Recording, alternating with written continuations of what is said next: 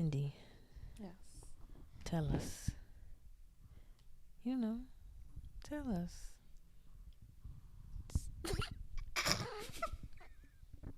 Just to simply put. I forgot. I don't know if it was supposed to be you or It was her. supposed to be Okay. Geraldine. Cut this out. Quickly.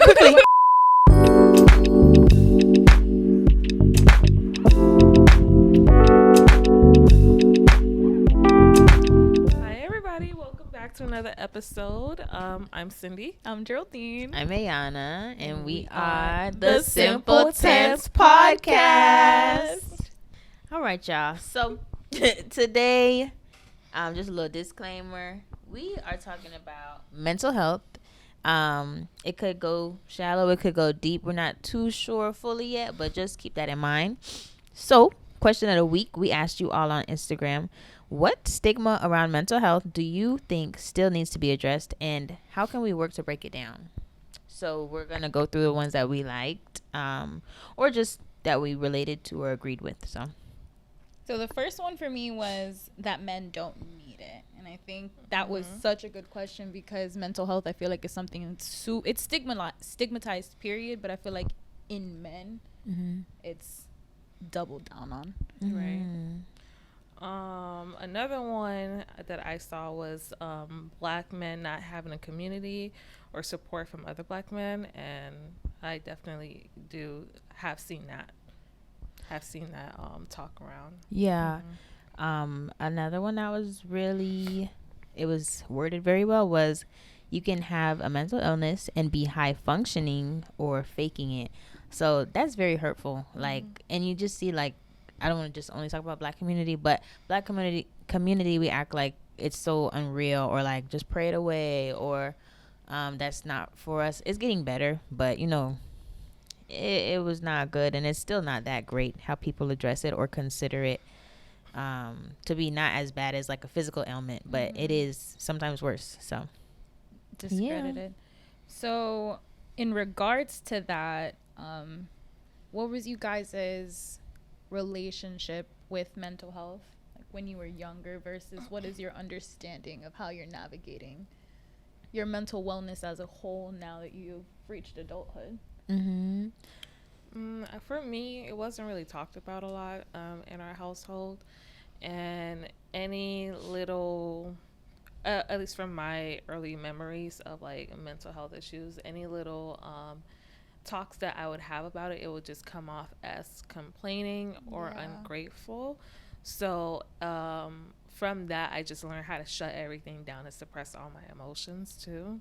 So I'm now like trying to learn how to not suppress my emotions and to just like feel as I go, and just talk to people about what's going on around me and what's going on with me and everything. So it's still a lot of learning to get out of that. Thank God I just like started going to therapy not too long ago. I want to say about 2 months ago. So it has been helping a lot. But yeah, it's still a challenge even just talking to a therapist, because I'm just so used to just bottling everything all in and not being vulnerable with people around me. Well, congratulations for starting therapy. That's I feel like that's such a huge big step. So yeah, I'm happy for you. that is good. What about for you? When I was younger, I just thought I was sad. Like, I didn't really chalk it up to mental health. I thought it was just standard emotions, until I realized I would let the sadness consume me and like have me have dark days back to back and feel like I was so unforgivable and so terrible. And I would like keep track each day, like, did I do anything wrong or offensive or bad? Like, I just treated myself like a project or something that has to like perform well versus a human being. So that's kind of how it was before. And then now I try to, I still sometimes don't manage it very well, but I try to let myself feel things. That's a problem, is that I want things on my pace. So I want to be sad for 30 seconds and then back to real life, but that's just not realistic. Sometimes you have to sit in it for a little bit. So let myself feel, let myself cry, call who I need to call, therapy as well. And then just, I feel like just sitting in it versus trying to run from it has helped me see what mental health really is, because like health, there's an assessment, and then there's treatment, and then there's, prevention. There's a bunch of steps. It's not just fix it or don't fix it. It's like you have to really sit with it for a little bit. So that's where I'm at. And commit to doing the work too. Yeah. So for me, my walk with mental health has been topsy-turvy. As a kid, I just thought I was bad. I thought I was super hyper. Like, I thought I was, for lack of a better term, I just thought I was a bad kid. And I went on throughout elementary school, middle school, all throughout my formative years, just thinking that a lot of people believe that I couldn't do certain things just because. And long and behold, I turned 22 and I got diagnosed with ADHD. And then, so it was coming to terms with, okay, a lot of the negative scripts that I have built up about myself, a lot of the beliefs that I had, shaped a lot of the ways that I thought about myself and I looked at the world. And getting a diagnosis was both heartbreaking but also so freeing, because I'm like, okay, I'm not broken. I just needed help. And my parents didn't know how to help me. My mom didn't know how to help me, because mental health isn't something that's talked about in Black and brown communities.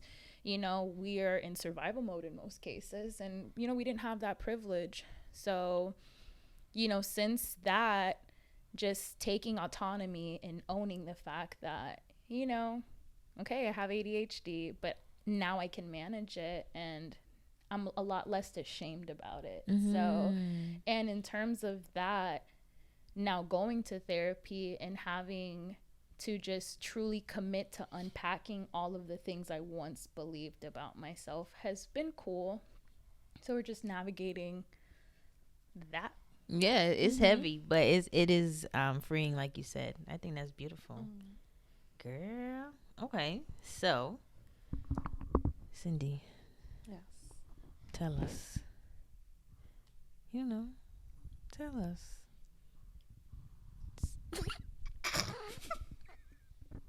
Just to simply put. I forgot. I don't know if it was supposed to be you or It was her. supposed to be Okay. Geraldine. Cut this out. Quickly. Yeah, just navigating through that. But now, there's a lot of hard questions that you could ask about mental health. But if you could sum it all up, what is something that you could easily put it, like a response to mental health?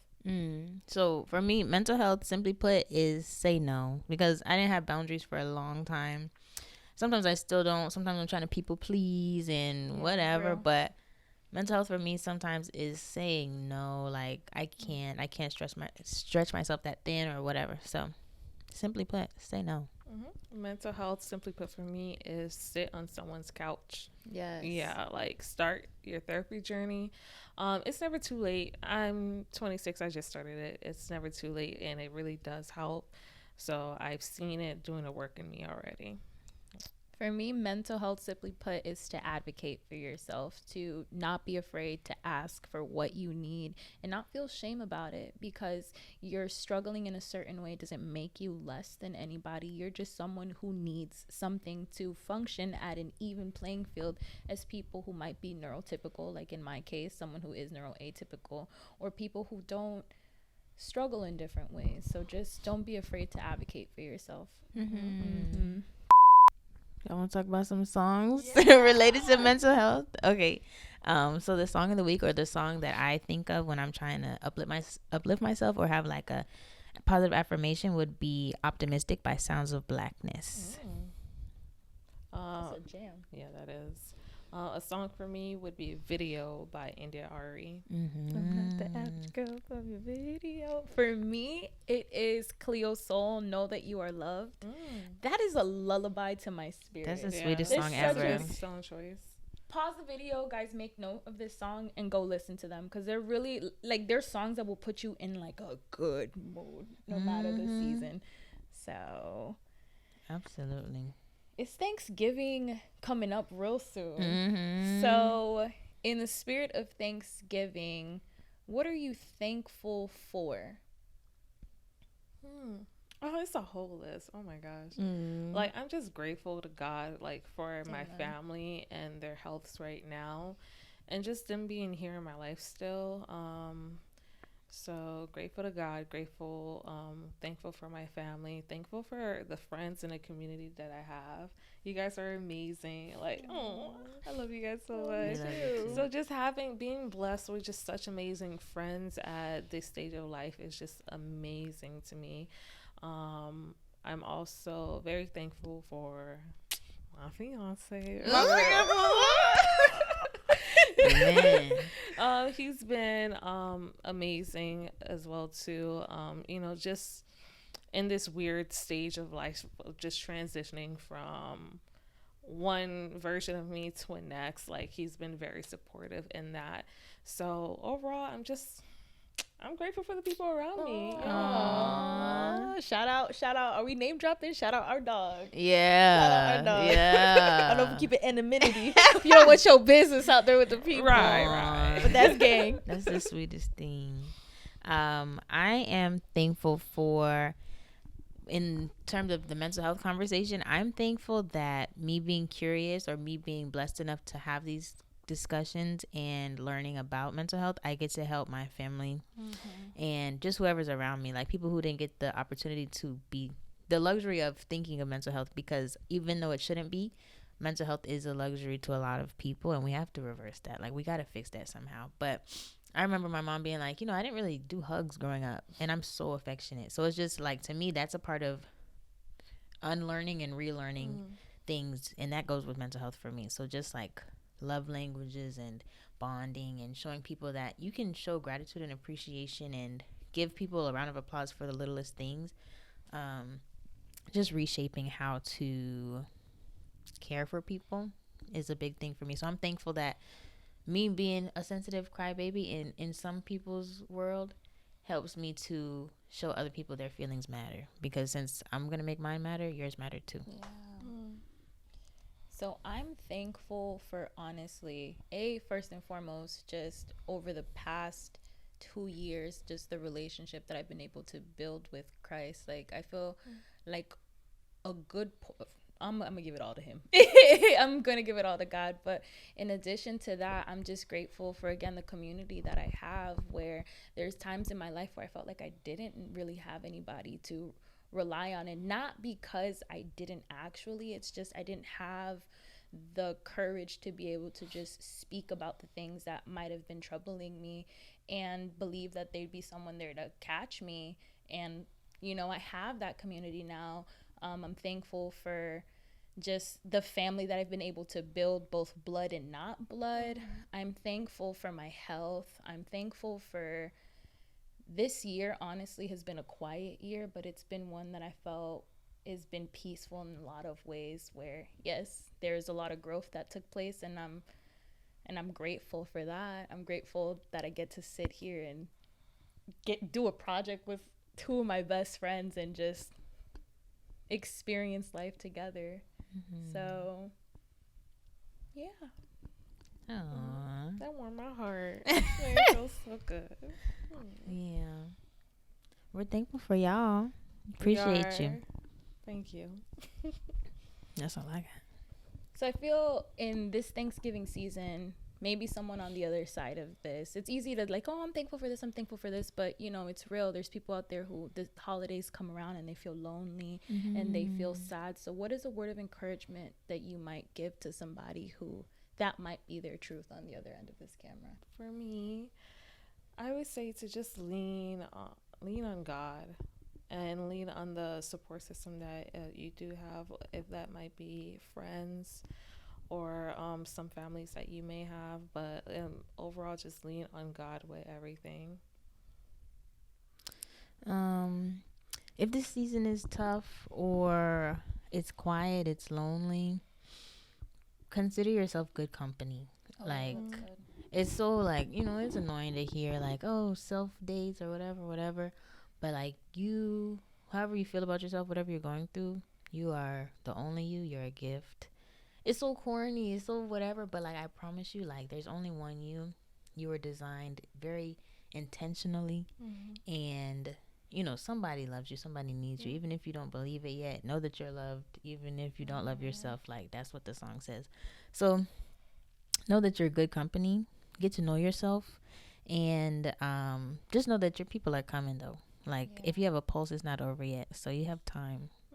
Be kind to yourself. And the one advice I would give to somebody who might be feeling lonely coming into the holiday season is seasons pass for a reason. And that sounds so insensitive, but as someone who has experienced highs and lows, one day you're going to look back at this very moment when you have the friends, the family that you've cultivated, and you're going to be able to be like, wow, you know, the time that I was alone, it's time for you to learn to grow. And maybe you haven't experienced people who show up for you the way that you have or the way that you want to, but a good way to cultivate a family is to be the person that you wish that you had.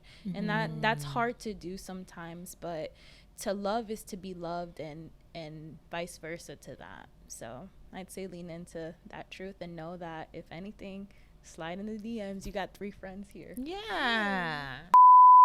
This message was dedicated to anybody who's been ever curious about their mental health, anyone who's wanted to take that leap of faith but didn't have the courage to do so. So take this as a sign. If this is coming across your timeline, then maybe it's time for you to maybe dive a little deeper into discovering who you are and not being ashamed about the things that you might be struggling with. I think we live in a society that hyper fixates positivity when in reality that's not our story every single day, and that's okay. So thank you for tuning in to another episode of the Simple Tense Podcast. We love you and we wish you a happy holiday.